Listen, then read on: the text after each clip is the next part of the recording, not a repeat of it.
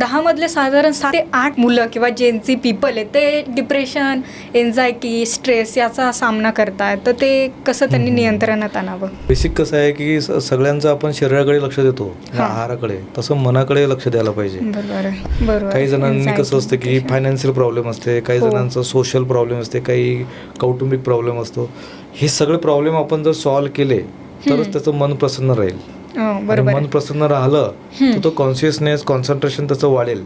काही काय होतं की निगेटिव्ह लोकांसोबत आपण संपर्कात राहतो नेहमी आणि निगेटिव्ह थॉट्स आपल्या मनात येतात. बरोबर. तुम्ही काय सांगितलेलं आहे की संगत गुण कुणाचे असले पाहिजे. आपण कुणाच्या संगतीत राहतो, मग तुम्ही सत्संगामध्ये राहा, चांगल्या लोकांच्या विचारामध्ये राहा, चांगले विचार तुमच्या मनामध्ये येतील आणि तुमच्या मनावर त्याचे परिणाम होतील आणि मग तुम्ही डिप्रेशनमधून बाहेर येणार. आणि एक दुसरं सगळ्यात महत्त्वाचं कारण की फॅमिलीमध्ये कम्युनिकेशन नाही आहे. म्हणजे कसं की आज तुम्ही जगामध्ये पाहता की सगळेजण, प्रत्येक जण बिझी आहे मोबाईलमध्ये. प्रत्येक जण कम्युनिकेशन कमी झालं. Social media, Instagram, Facebook, WhatsApp याच्यामध्ये त्रस्त आहेत. आणि हे जोपर्यंत तुम्ही हे बाजूला ठेवणार नाही, तोपर्यंत तुम्हाला तुमच्या स्वतःसाठी वेळ भेटणार नाही आणि मन तुमचं प्रसन्न होणार नाही. जपानमध्ये हीच परिस्थिती आहे. तुम्ही जर आज विदेशामध्ये जर पाहिलं, त्यांना सोशल टच नाही राहिला.